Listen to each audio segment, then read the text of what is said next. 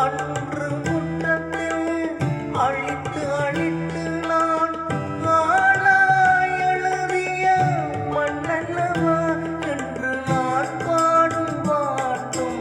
என் தாய் மண்ணினுள் இசைக்கின்ற பண்ணல்லவா என்று நான் பாடும் பாட்டும் என் தாய் மண்ணினுள் இசைக்கின்ற பண்ணல்லவா. அழகான அந்த பனை மரம் ஆடித்தாடி நினைவில் வரும்,